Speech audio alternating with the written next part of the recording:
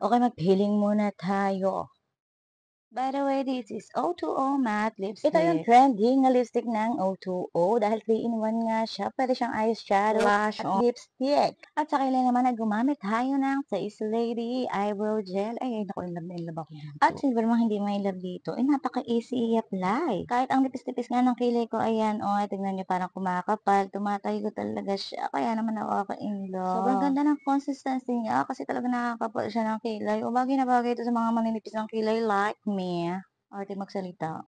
Oh, 'di ba feeling perfect. I-try niyo 'to at hindi kayo magsisisi dahil nga kahit maghilamos kayo ng maghilamos, hindi talaga siya agad natatanggal. Nakatayo pa rin yung mga buhok-buhok ko ngayon sa kilay niyo. At alam niyo ba na napaka-beginner friendly pa nito sa mga hindi talaga marunong din magkilay parang ako, ayan. Ay, super dali lang talaga i-apply dahil naman brush niyo lang ng ganyan, o 'di ba? Hack! O, sino ka diyan? O, may kilay na tayo. Ba't kaya gano'n? Nguso ng nguso parang ano, siya tapos tayo sa kilid, dito naman tayo ngayon sa eyelash. At dumating na nga ang aking glue para sa aking eyelash extension. Kung noon nga ay 950 to 1,000 ang bayad ko sa pagpa-eyelash lang dahil nga meron pang mascara, ang epek-ek-ek labo pa siya. Ay, ngayon nga ay ₱200 lang, oh, 'di ba meron na akong eyelash. Oh, do it yourself, malaking menos. At ang dali lang din i-apply nito dahil naman parang mascara lang na ayan, lalagyan-lagyan mo lang tapos ayan, lagay ka lang din ng lagay ng mga eyelash mo. Noon nga pala ang gamit ko ay permanent glue kaya lang talagang dun naubos ang aking Pilik Mata. Kaya naman itong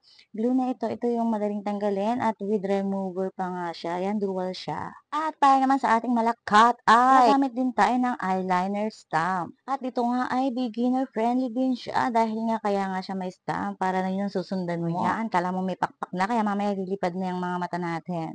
O, di ba? Yan ang before and after. Ba't bang uso ka ng uso?